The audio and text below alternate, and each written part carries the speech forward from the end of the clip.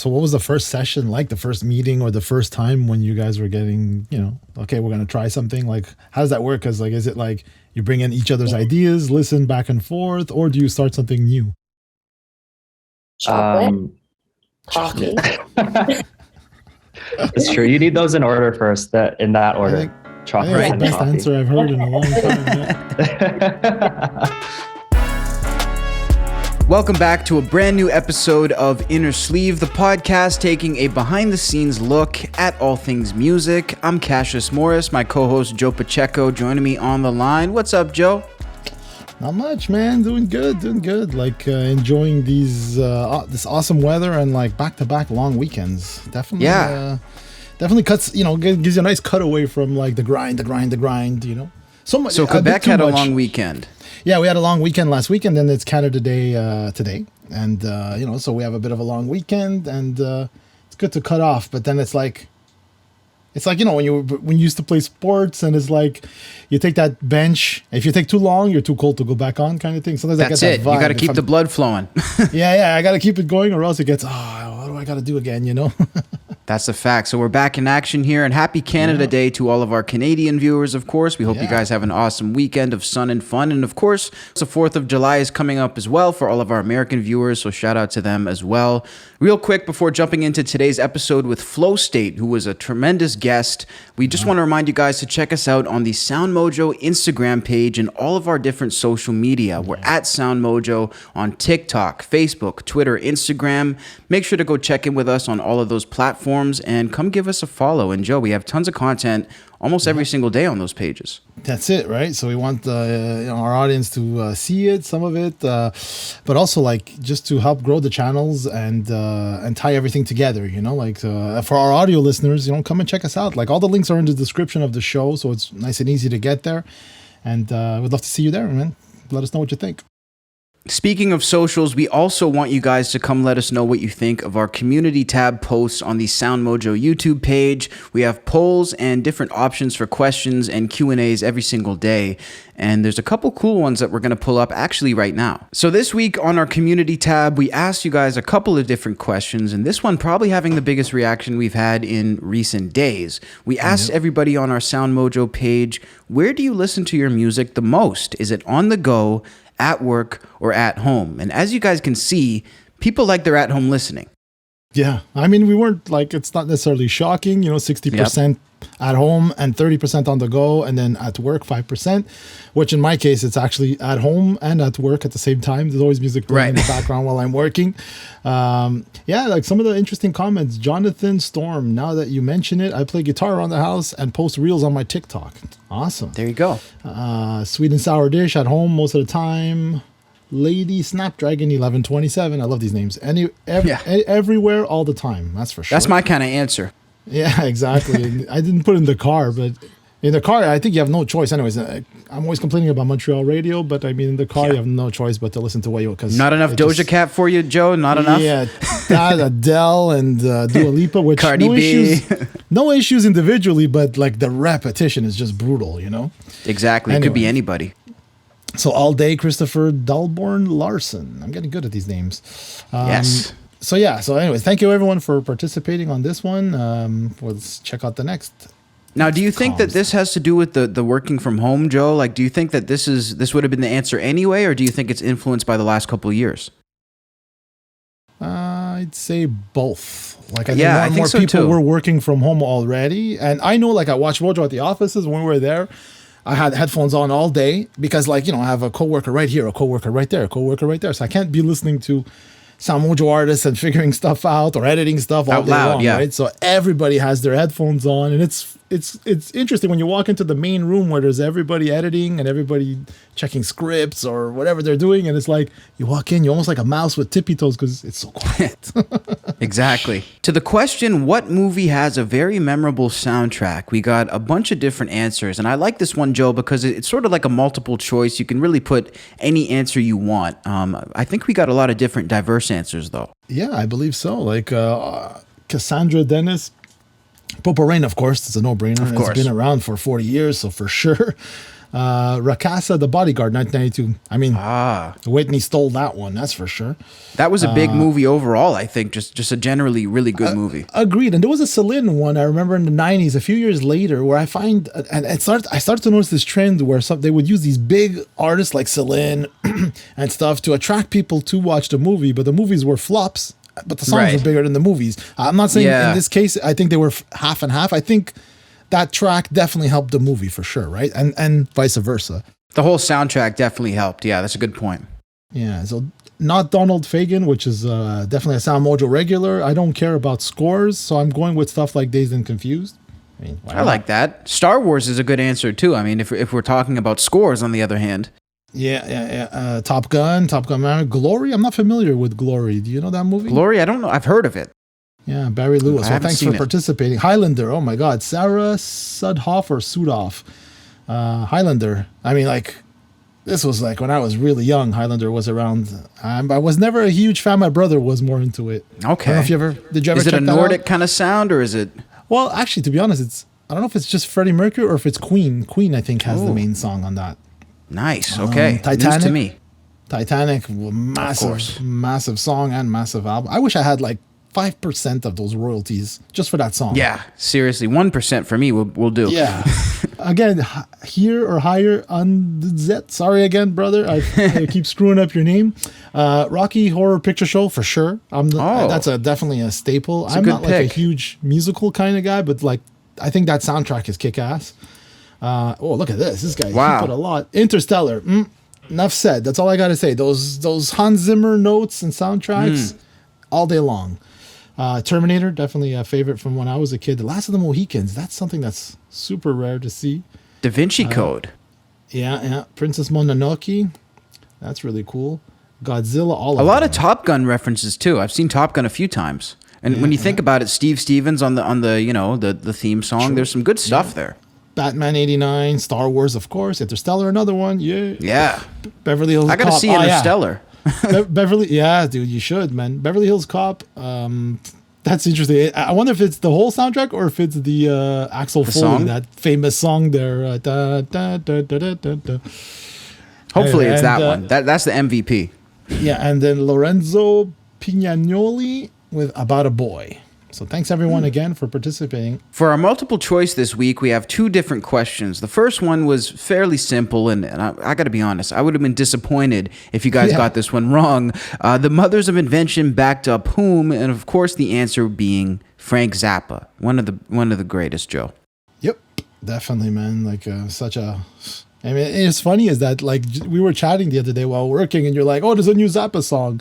There will always be a new Zappa song because there's just a massive vault of stuff we've never heard. And Zappa was such a fanatic. And think about this. In the 70s, maybe even the 60s, the 70s, he would tour with a recording gig. It's not a laptop today with an interface and then you can record 64 channels. You're talking about an entire studio was needed to record this. And more often than not, it came out of his pocket. So that's so much. And he was like famous of taking your live bass performance from this take and then throwing it into a studio recording with a drummer from that. And that's a lot. Wow. Like today with a non-linear editor like Cubase or whatever, Pro Tools, seconds. It's easier. Back then it was way more involved is what I mean to say. Musical genius. There's no debate. Yeah. What was the next one that we had here? Who was the first country music album to top the US pop album charts? Well, we have here 88 votes, Johnny Cash, Waylon Jennings, Bob Dylan, and Jerry Lee. Jerry Lee. I mean, obviously the winner is Johnny Cash for sure, but like I wonder if even I would have known that. Like just without having done any research, if I would have figured it was Johnny Cash. Maybe in the list, but I mean something like Jerry Lee or Waylon might have thrown me off a bit. You? Yeah, I was just thinking that because when I think Johnny Cash, I think more like rock, like in a weird way. I don't think country as much, even though I think is he country? Yeah, he's definitely country. Yeah. And country rock, right? Bluesy rock. It's like Elvis. Like I don't really think of Elvis or guys like that as country, but like I think that they are in some senses. I think like the fact that you think Johnny Cash is because he's such a rock and roll attitude. Yeah, that's the thing. Rock stars love him, rappers love him, that's the thing too. Jumping into some music news, the BET Awards went down this past week. Actually, something, Joe, that I completely missed, to be frank with you. I didn't even know this was going on. I would have liked to have watched it, but there were some wild occurrences that went down at this award show, including the surprise appearance of Kanye West. Now, if you're watching the video version saying, wait, I don't see Kanye West, actually you do. He showed up wearing a black face mask, black sunglasses, completely covered head to toe. Now, this may look like sort of a bummy outfit, so to speak, for lack of a better term, but he was actually wearing a designer Nike hoodie. He had a Balenciaga pants, I believe. So this outfit, or the boots were Balenciaga. Oh, look at that. There you go. So almost a $5,000 outfit. Wow. Dude, seriously, $1,800 for a leather bomber jacket, and then almost $1,600 for boots. Why not wear your own shoes? Doesn't he have his own shoes? I think he does even have Yeezy boots at this point, and he's not even wearing them. So I don't know what he's got going on, but a lot of people have criticized his look. A lot have criticized the boots. And apparently he was up there, somebody said, quote, breathing like Darth Vader, is what somebody said.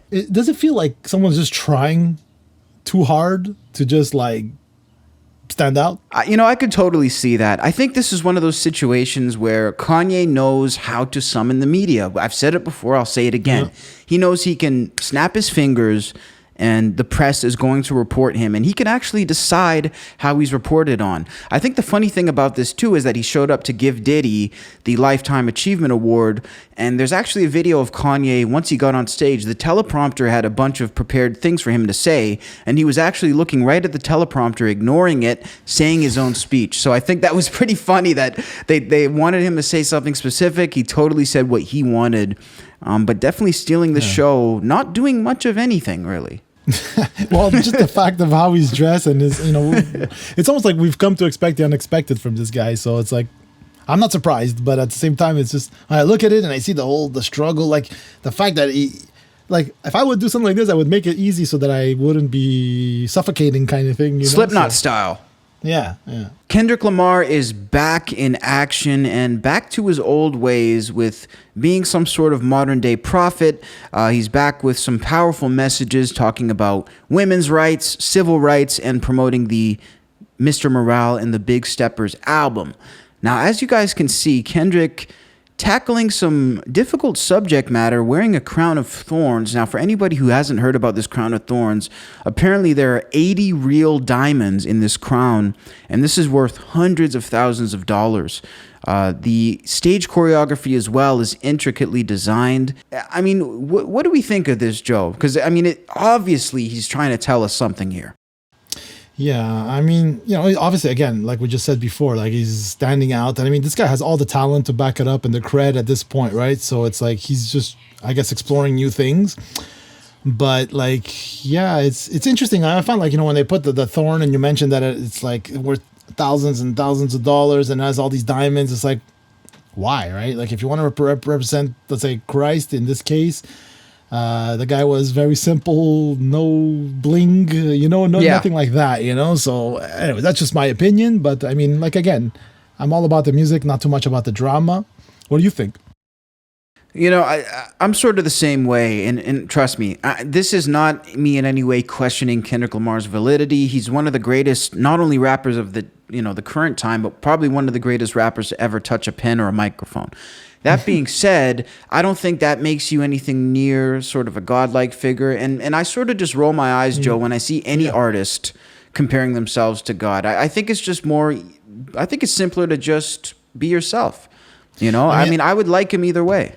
Yeah, exactly. I'm happy that he spoke about for women's rights, considering everything that's going on now. But they judge you, they judge Christ.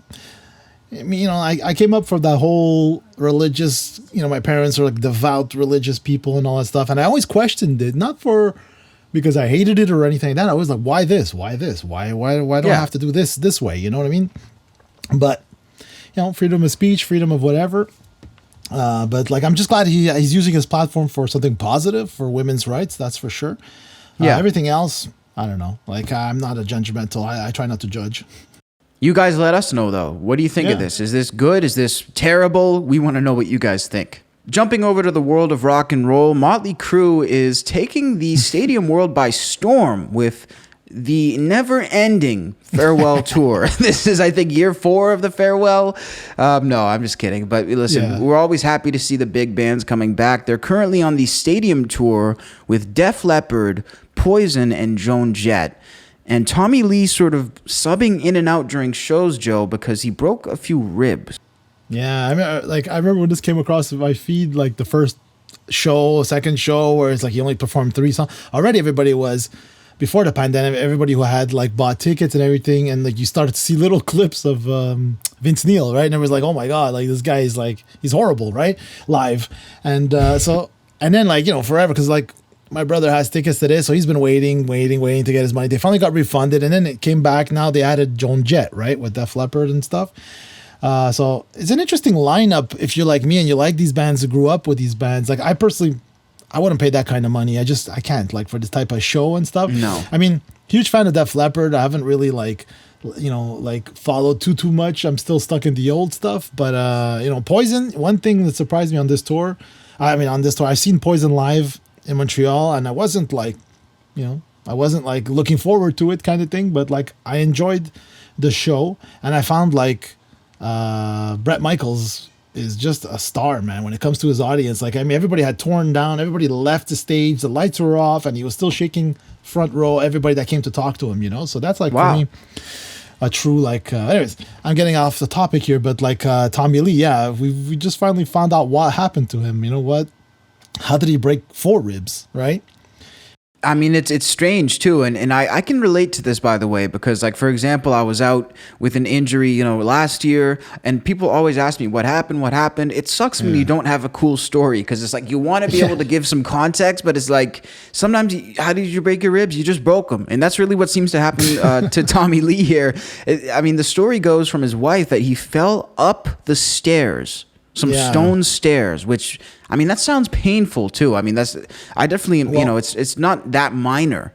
It's probably like, super like old, like a place, right, where it has cobblestones, and so it's not even, and so you trip, and she said she tripped as well, and she tripped going up, and lo and behold, man, it takes the littlest thing and break your ribs just before a massive tour that people have been waiting for over 2 years to see.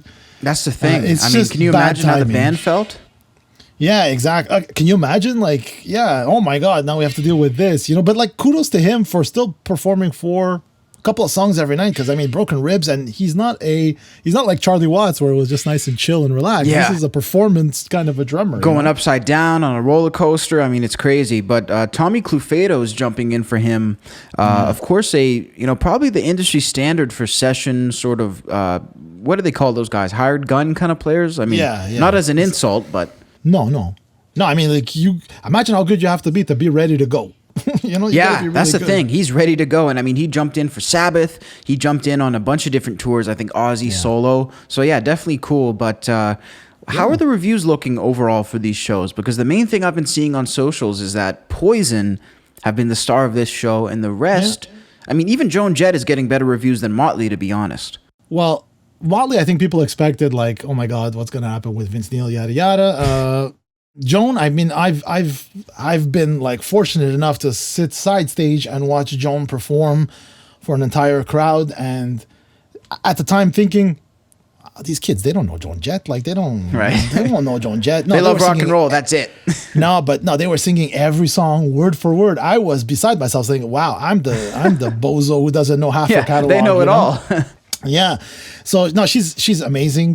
Def Leppard's going to put on, as always, a kick-ass show. You're going to enjoy yourself. Poison, like I said, I was surprised. That's why I brought it up at the beginning. I was surprised. I enjoyed the show. Like, it's not hard songs to play, so it's okay. But like, I was just really taken back by Bret Michaels' attitude. Of course, we want to know what you guys think of the Motley Stadium tour. Do you have tickets to this? Let us know in the comments. Have you seen it live? And what was your reaction? But it looks like we have some reaction from the internet, Joe. Yeah, like some comments here. I was in the 4th row for the show.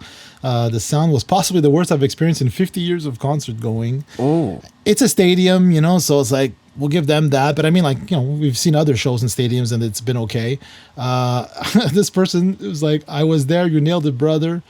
And like, I don't know, man. Is this the actual Ricky Rocket commenting Poison drummer?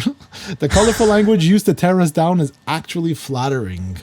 Wow. So Ricky's reading the reviews, I guess. Wow. Yeah, okay. Yeah. Well, listen, Ricky, we're not going to use language to tear you down. We support you. But definitely, I've heard that Poison is the best on tour. Yeah, and I know Ricky, like the last time when I saw them, and again, they were opening up for Def Leppard in 2019, and he just came back. Ricky Rocket just came back off of like a big cancer situation, and like started to tour again. So I'm just glad that he's able to tour and he's in top shape, 100%. Now we're going to hop into our conversation with Flõstate, the Canadian-based fantasy R&B duo, which is a super interesting genre, Joe. And I think we had an awesome conversation with these two. They're just tremendous artists. They really are experimental, and their music has this like ethereal sort of spacey energy that is really just enjoyable to hear. Yeah, and I love this kind of the genre, very soundscapey, and it reminds me, like, they say fantasy R&B, but when I listen to it, I almost think it's the same thing, but like chill out, ambient kind of music, lots of layers, textures, and experimentation. And like, obviously we know that like Mike goes to record like a lot of found sounds, right? Everywhere he travels, he's always recording, always got a pocket recorder on him. So that's always, that leads to like, who knows, experimentation. It's like, that's the perfect scenario, right? Just take a found sound and let's start writing something around it. 100%. It's so cool to hear the process and lots of great info for the up-and-coming indie artists out there in the audience. So hopefully you guys enjoy this chat, and we'll catch up with you guys right afterwards. Can we get one more day?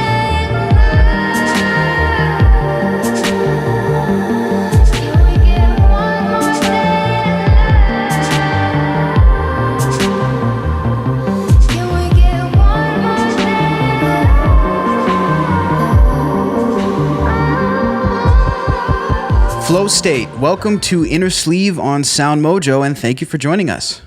Thanks for having me. Hey. Yeah, thanks for having 100%. us.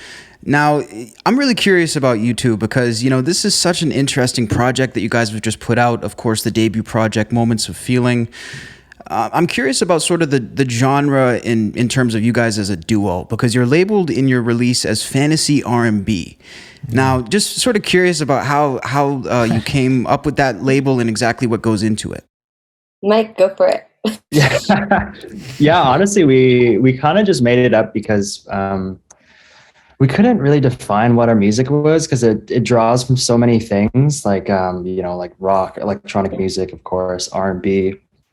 And we found a lot of the themes that we were talking about were very surreal and fantasy based. And so we sort of just grouped it into that fantasy R&B. And I would say it has mostly to do with like surrealism and as the genre explains itself, fantasy. Yeah.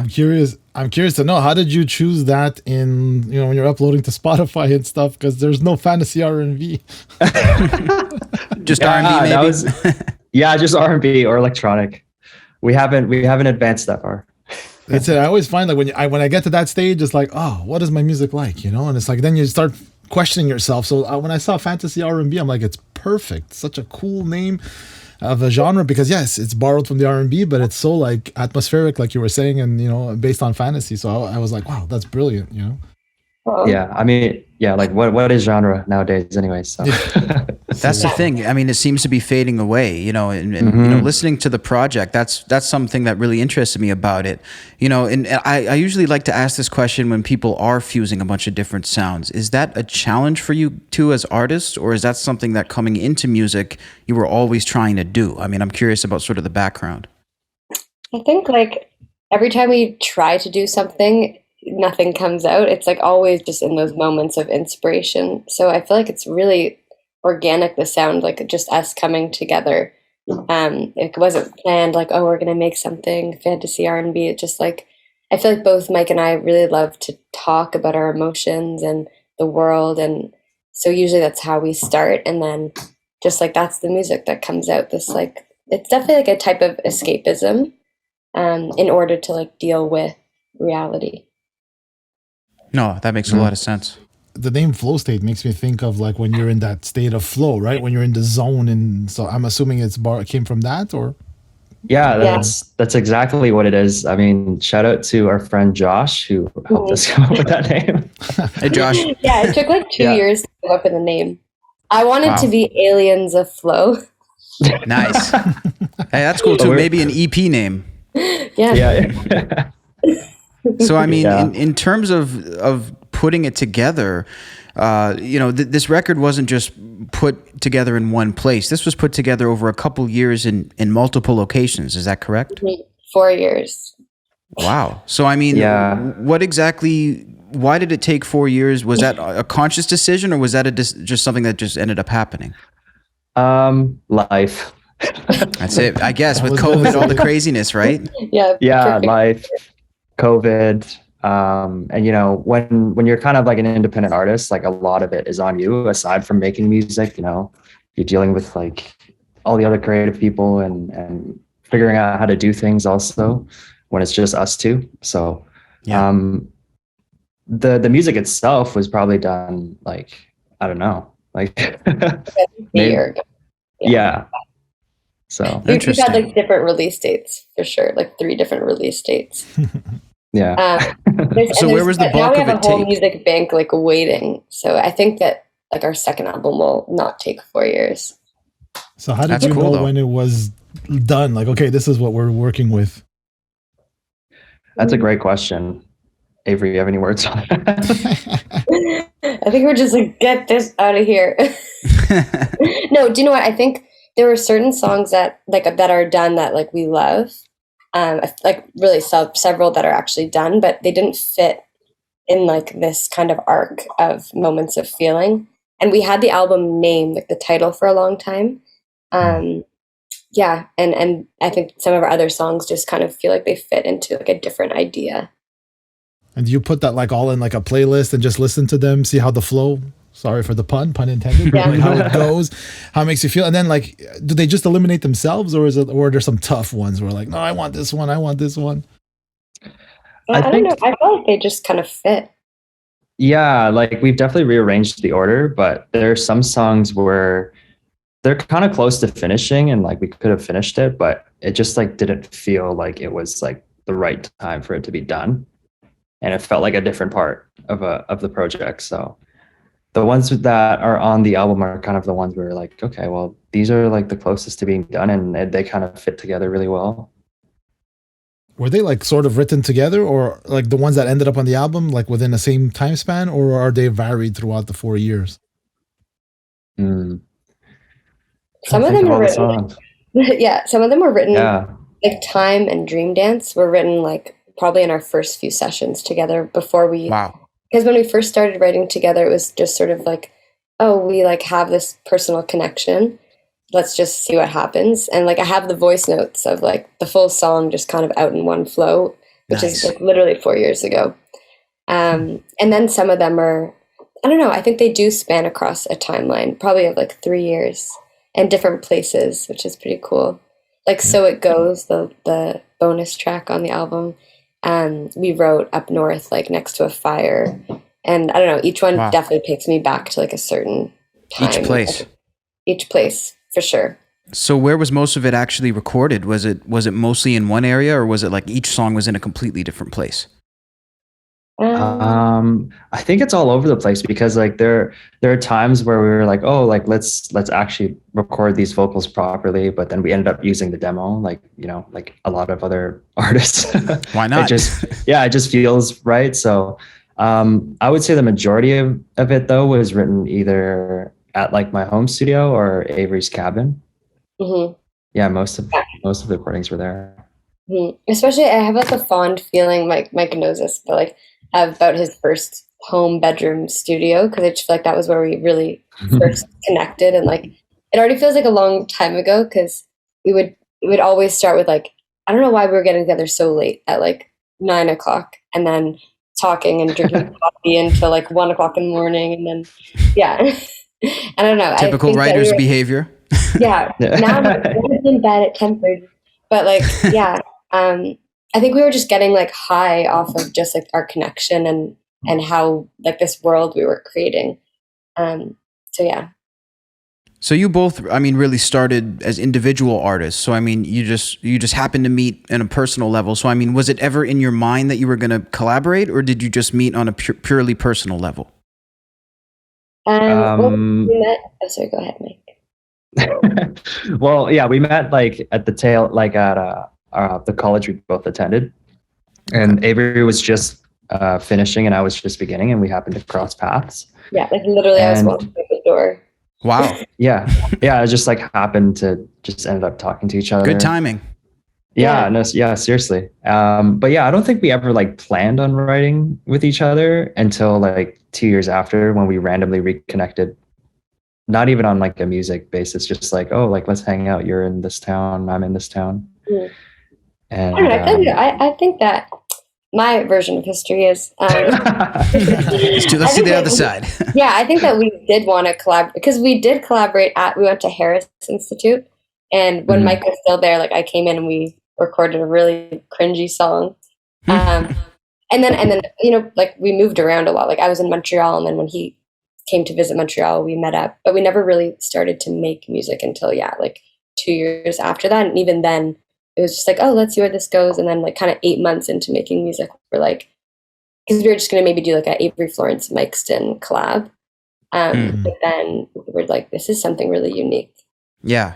It's his own thing. I mean, was there nerves involved when you guys are, you know, transitioning from just sort of knowing each other on a normal level to actually sharing your artwork with one another? Was it a nervous feeling, or was it like the synergy was so good that you were just energized by the whole situation? Well, my side of the story. Here we go. We'll go back and forth. My side of the story, like not really, because like we started off as, I would say, like friends more than anything. So it was just almost like an activity to do with each other. Right. Yeah, like a common thread. I think because you can, I know in, like I have collaborated with many different artists, but this was the only collaboration that really you needed to work on so many levels. Like you need to obviously connect personally, but you also need to connect artistically and have so much trust. And this was the first collaboration, I feel like, or long lasting collaboration that I feel like I've never had to compromise artistically. And that comes with just like total trust. Can't remember what I'm saying. Times I think I'm just beginning to understand.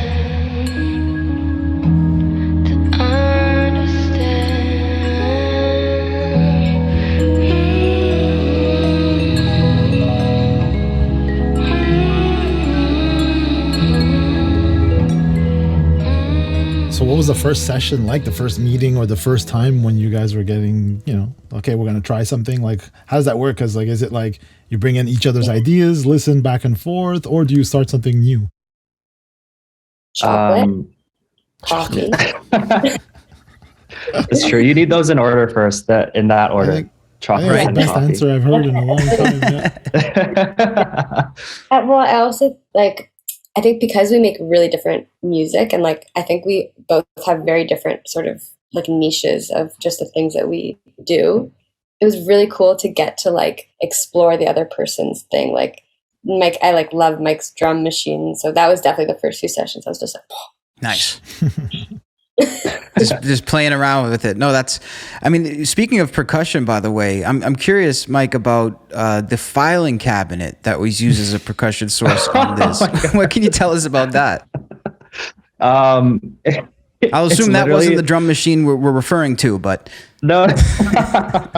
Oh my God, it's so funny you know that. It's like this like really thin metal filing cabinet that's like pushed in the corner of like my old studio room, and it's like literally just to hold like receipts and stuff like that. Nice.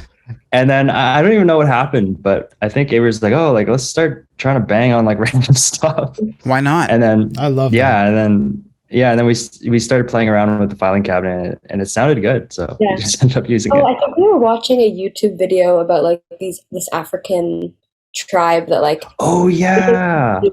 everything they do is like in their life is like very percussive, like when they're doing laundry and like and I think they were watching that, and then we're like, let's bang on things.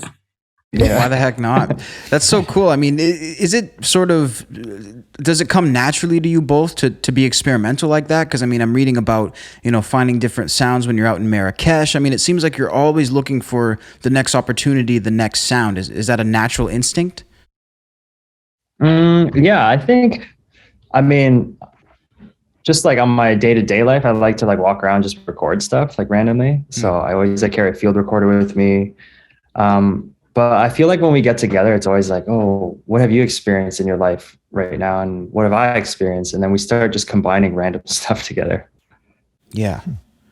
No, that makes a lot of sense. I mean, you got to draw from somewhere. So, I mean, what would you say both of you individually, and maybe you can't pick just one, but in terms of your favorites, who would you say inspires you the most in terms of like what you bring to the table? Since you guys both bring very different things to the table, of course. Who are your main influences individually? I already know mine, but Yeah. Wait, I can answer for Mike. Okay. Beach House. Yeah. Okay. I love Beach House. I think like they're a big inspiration, not just like sonically, but like lyrically, and the feeling they give off. Like that's really important to me.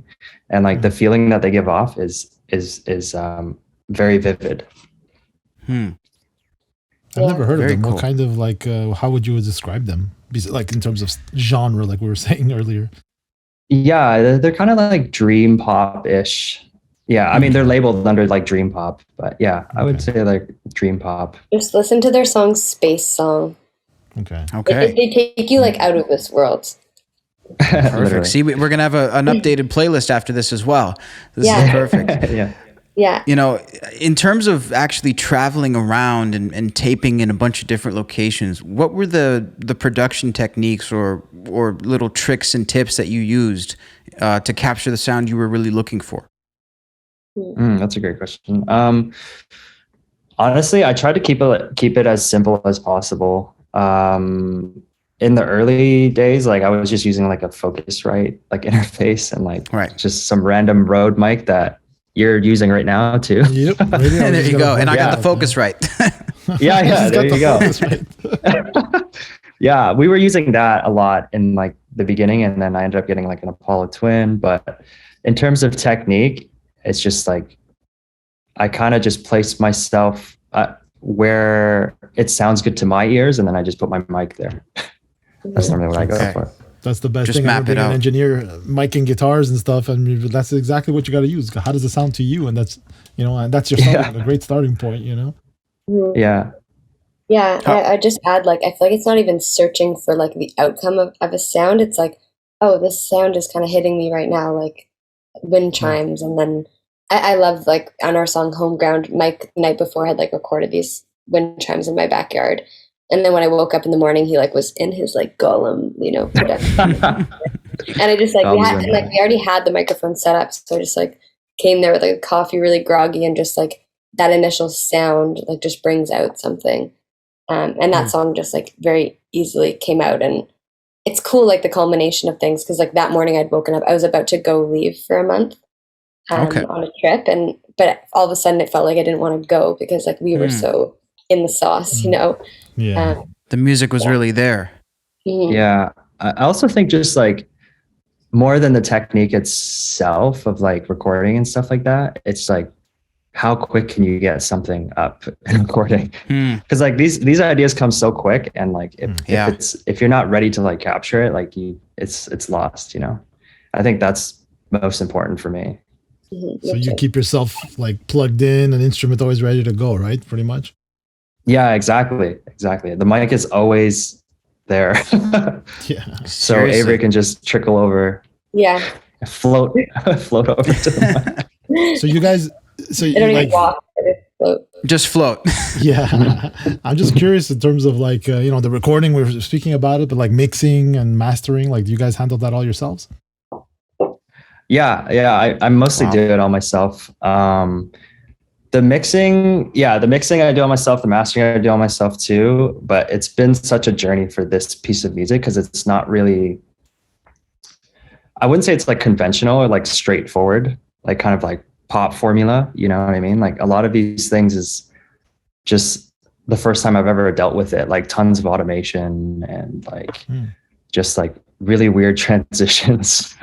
Yeah, Michael just super like unique. will spend hours like mixing like hundreds of stems, and then I'll float over and be like, I don't know.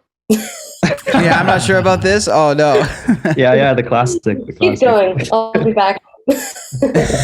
Are you both good with giving each other criticism though? Because I mean, it can be a fine line when you become involved. Mm-hmm. Yeah. Yeah, Definitely. I think we are like it's we really like butt heads with that, just because like sometimes you don't know until you try. Like you might think it's a bad idea, but then you try and you're like, oh, this is actually a pretty good idea. Yeah. So Yeah. I've always been like accepting of ideas, like even if it's so random, we'll try it anyways. Yeah. And if it doesn't work, usually we're both like, no. But I think that's feels good about not compromising, because sometimes you do have this idea and it doesn't work. And like, but you still want to be able to express it and try it.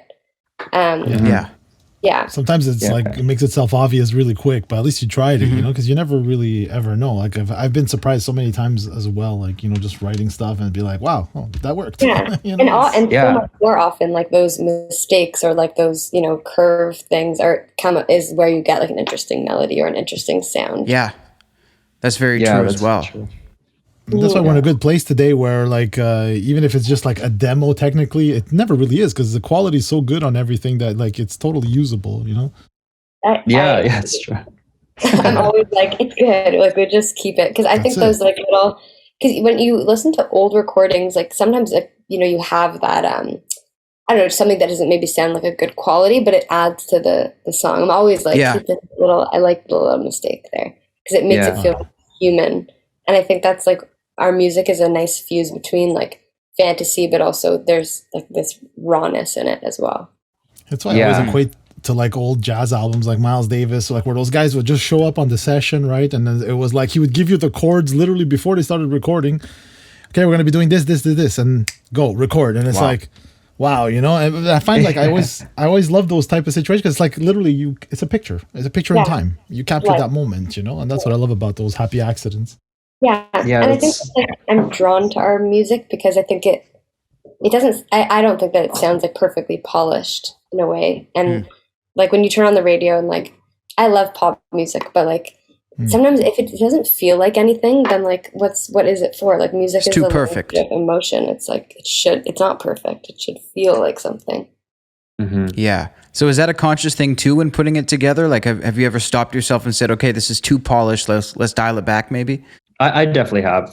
Like sometimes you like, overproduce it, or like it's too clean. You know what I mean? Right. And then sometimes it's too dirty and you can't clean it, so you just leave it. Right. but the feeling is there, right? The feeling is there, and that's what's important. Yeah. How many times has the rough mix beat the time you spent like 6 hours on a song? Oh, I can't even count. There are too many times. It's like you do all this work, but sometimes you need to do it to understand like, oh, it doesn't work. Yeah. Well, apparently Michael Jackson's Billie Jean, they did 92 mixes, and we're not talking about just changing not like a session today where you just open up a new session, where this is back in the day of analog and you got to replug and repatch and all that stuff. And apparently they went with mix number 2. So it's like, even at the top, they have that, Yeah. It's all part of the process. Yeah. Bruce Springsteen also, his autobiography is amazing, and it makes you feel better when you realize even the people like at the top, have gone through that. Like his third album, I think, like he spent like all of his money re-recording, and then he ended up just using his demo tapes that he'd done by himself. I mean, it's funny because like even like to bring up fellow Canadian Alanis Morissette, right? They put out that demo, and and it was 30 million records later. Yeah, exactly. You just never know, especially now too. Like you can literally put like a demo you just recorded up tomorrow in like 10 seconds. But it's crazy. It's happened, right? Mm-hmm. Yeah.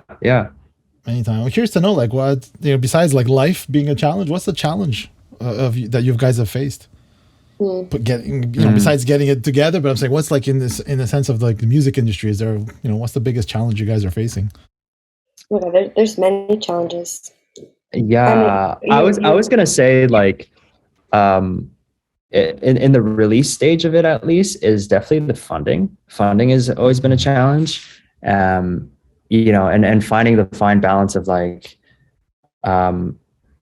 just like the resources versus time versus like quality versus money. Like it's always a juggle trying to find that. That's been challenging for sure out of everything, I think. Definitely. And like the old world of music and like kind of the new, like, oh, you can do it all yourself, but like how much time do you have and how much energy can you expend? Like I downloaded TikTok for like 5 minutes and I was like, no. It's like an assault on the senses. Seriously. You know? Yeah. And I would say like on a personal note, I think it's just like it's challenging in this world that's so fast paced to make space to create, because you always like, you know, you have your phone on you, or like we're both living different lives and like obviously needing to financially sustain ourselves and like maintain our relationships and maintain our personal relationship between ourselves. So that's challenging. But I think that we have like good communication, and even if those conversations can be hard, I think like that's where like our foundation of like trust is so important. And that for sure, that challenge had worked into like the 4 years of making this album. Here's another challenge. What about like live? Are you guys going to play this live or do it live? 100%. Yeah. Yes. Yeah. That's the next stage we're very, very excited about. Just like trying to figure out our live performance. Either with a band or just us two. But yeah, we have some things brewing up for sure. Yeah. Nice. The biggest challenge with that has been I really need to find a Stevie Nicks shirt. Oh, there you go. Yeah. get the like, hanging stuff. Yeah, exactly. Yeah. There's like these towels. Yeah, just like blowing on stage. That's a good idea for your merch, your own merch. There you go. True. There you go. Yeah.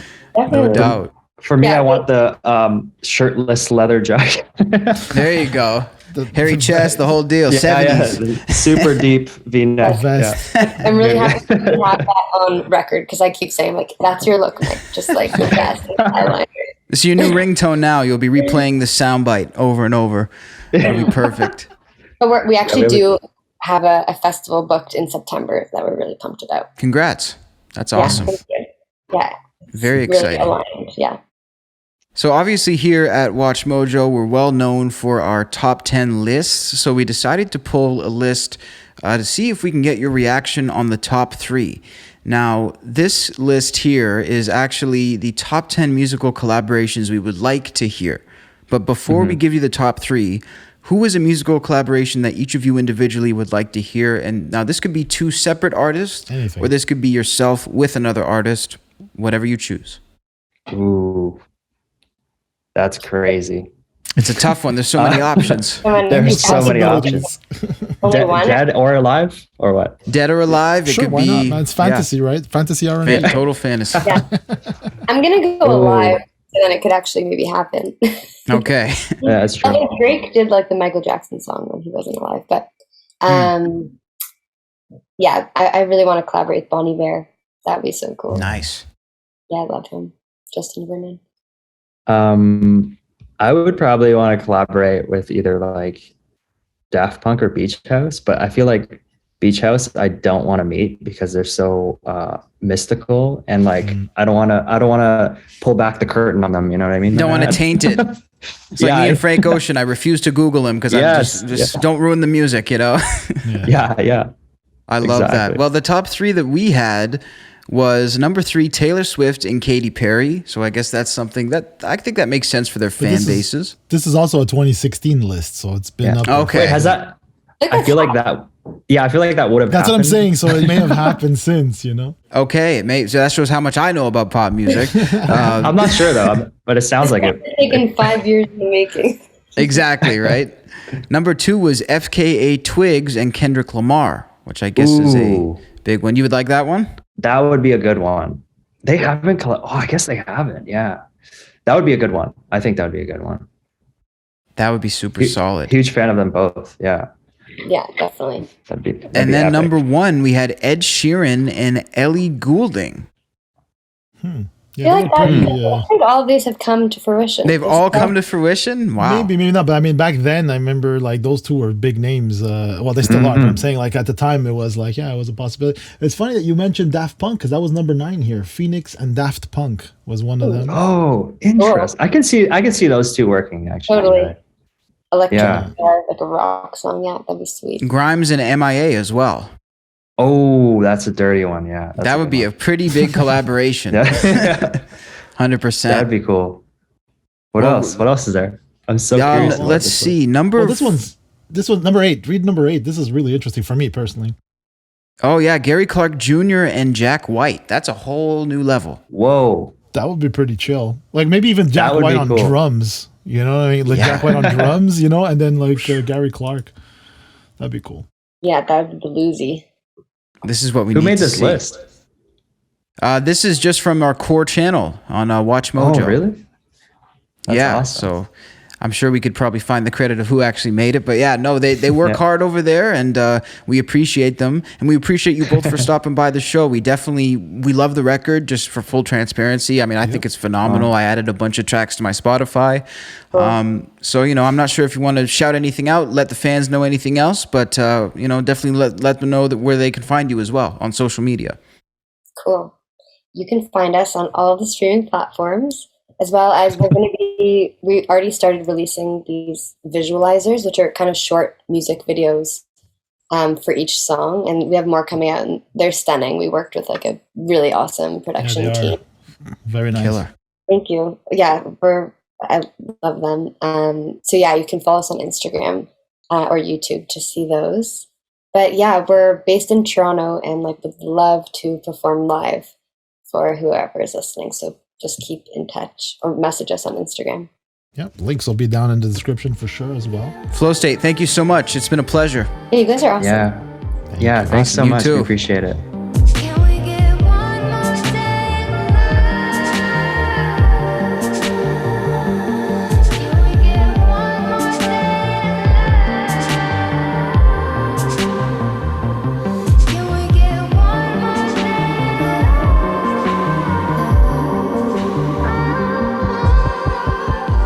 We want to give a huge shout out to Flõstate for joining us on episode number 80 of Innersleeve. I got to tell you, Joe, it was super cool talking to both of these artists just because I think they come from different schools of artistry. I think Avery sees things in one way and Mike sees them from a very different way. But I think what makes the music so special and the creative bond work is how those two perspectives intertwine and really mesh for the music.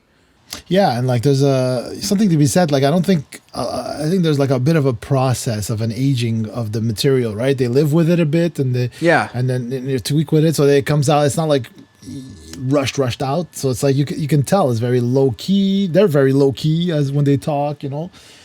So it's a really cool combo, right? Like she was based out of Montreal, but now I think they're both in Toronto, and you know, big fans of Tame Impala, which we are, Jimi Hendrix, Bon Iver. You know, there's a lot of different sounds. Like Pink Floyd here named as one. Beach House, which they mentioned a few times in the Loving interview. the Beach House. Yeah, that's it. So it's almost like dream pop, fantasy R&B. You know, like it's interesting. I hope that fantasy R&B tag sticks. You know, and becomes a 100%. thing. It'd be cool if it could become maybe a bigger genre even, or, you know, help influence other people's sounds as well. But we're definitely really happy to have them on the show, and huge shout out to Flõstate for joining us as well.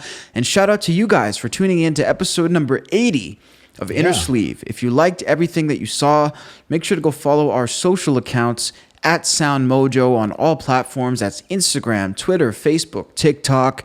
We're live every single week for the new podcast. We drop them every single Friday, so make sure to go check it out on all of our platforms on YouTube, as well as our audio platforms. We're on Apple Podcasts, Spotify, Stitcher.